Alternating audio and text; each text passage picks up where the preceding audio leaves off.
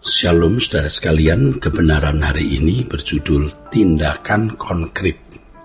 Dalam Matius pasal 6 ayat 12 tertulis, "Dan ampunilah kami akan kesalahan kami, seperti kami juga mengampuni orang yang bersalah kepada kami."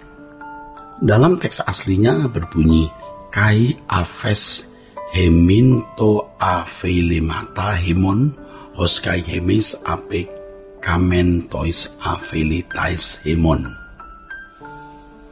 Kata ampunilah, aves, agak jarang dijumpai.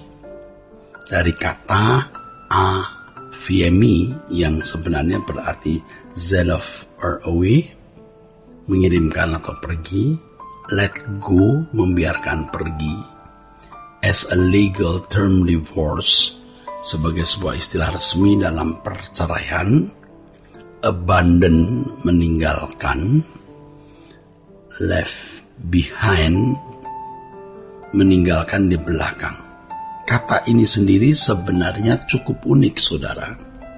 Secara etimologis, kata ampunilah berarti mengirim atau pergi. Juga berarti melepaskan sebagai istilah teknis perceraian atau meninggalkan.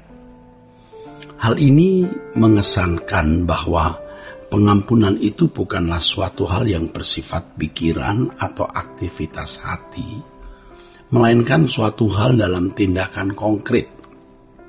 Mengampuni tidak terjadi hanya secara abstrak saja di dalam pikiran, melainkan diterjemahkan dalam perbuatan nyata.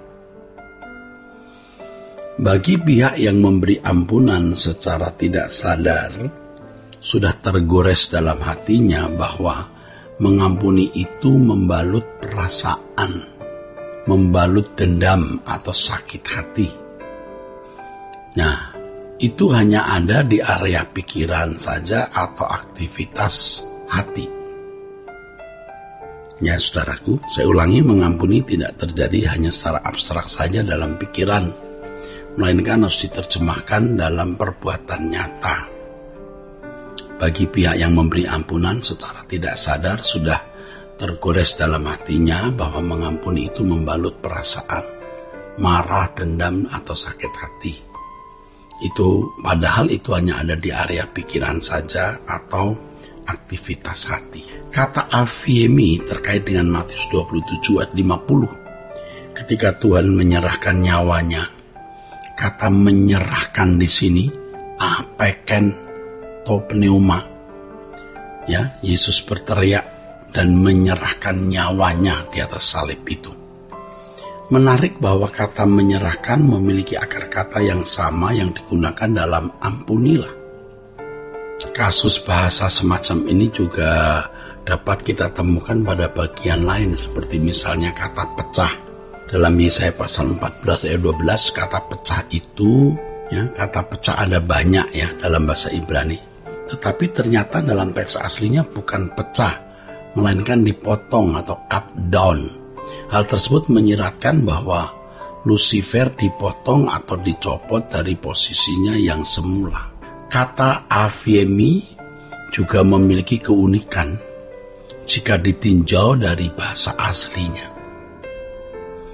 Ini terkait dengan apa yang ditulis dalam terjemahan bahasa Indonesia. Setelah Yesus berteriak dengan suara nyaring, ia menyerahkan atau apeken to pneuma. Apeken ini dari akar kata aviemi, dalam Matius 27 ayat 50 itu, yang sama etimologinya dengan Matius 6 ayat 12 ya saudara. Ampunilah atau kami serahkan, seperti seorang yang membayar hutang. Dan Tuhan Yesus berseru di salib itu, "Aku serahkan nyawaku." Veken to pneuma, menyerahkan rohnya. Selanjutnya saudara, kata kesalahan dalam rangkaian kalimat ampunilah kami akan kesalahan kami berasal dari kata ovelemata yang bentuknya plural. Jadi kesalahan di sini menunjuk pada bukan hanya satu, melainkan banyak. Sehingga jika kalimat ini diterjemahkan bebas, dapat berbunyi ampunilah kesalahan-kesalahan kami bukan kesalahan kami saja. Matius 6 ayat 12 akan berbunyi, seperti kami juga mengampuni kesalahan-kesalahan orang. Sebab kata kesalahan di sini berbentuk plural.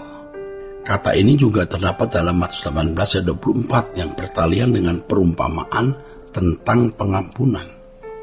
Setelah ia mulai mengadakan perhitungan itu, dihadapkanlah kepadanya seorang yang berutang 10.000 talenta. Ini hamba yang memiliki utang, walaupun dengan menjual seluruh harta anak istri dan keluarganya. Kata hutang di sini juga menggunakan kata ovelemata.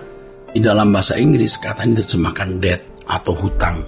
Jadi dalam bahasa Inggris Matius 6 ayat 12 diterjemahkan and forgive us the debts of us as also we forgive the debtors of us. Ampunilah atau lepaskanlah hutang-hutang kami seperti kami juga melepaskan hutang orang. Dari sini kita dapat memahami bahwa mengampuni merupakan sebuah hal yang sifatnya berkelanjutan. Kita harus menanamkan pikiran bahwa setiap orang berhak untuk bersalah kepada kita. Sama seperti kita berulang kali bersalah terhadap Tuhan namun tetap diterimanya. Demikian pula kita harus melepaskan kesalahan-kesalahan orang terhadap kita. Seseorang yang sadar bahwa kesalahan-kesalahannya telah diampuni oleh Tuhan, seharusnya juga menyadari bahwa ia harus melakukan hal yang sama.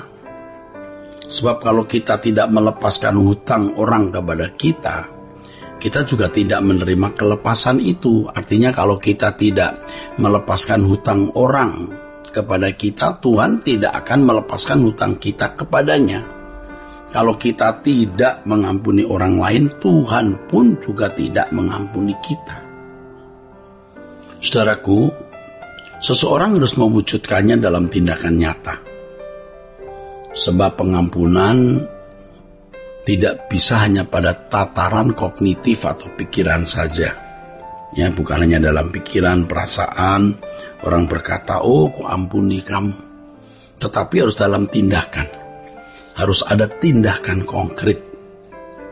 Dan di sini Roh Kudus akan memimpin seseorang bagaimana memiliki tindakan konkret di dalam pengampunan itu. Seseorang harus dengan rela hati menerima keadaan orang lain yang dapat berulang kali salah dan melukai dirinya, saudara. Hanya dengan demikian kita dapat melepaskan pengampunan yang tanpa batas bagi orang lain seperti yang telah Tuhan lakukan bagi kita. Jadi kalau Tuhan mengampuni kita, cara yang sama Allah mengampuni kita, kita mengampuni orang lain. Versi Allah mengampuni kita, juga versi kita mengampuni sesama kita. Maka kalimatnya bagus sekali, saudara. Ampunilah kami seperti kami mengampuni orang yang bersalah kepada kami. Di sini mengampuni sesama atau mengampuni orang lain adalah satu kemutlakan. Jadi bukan boleh atau ya tidak boleh atau ya tidak bisa, harus mengampuni. Nah, yang harus kita tekankan pada renungan hari ini adalah pengampunan bukanlah suatu hal yang hanya bersifat pikiran atau aktivitas hati, melainkan suatu hal dalam tindakan konkret. Kiranya kebenaran ini memberkati kita sekalian. Sola Gracia.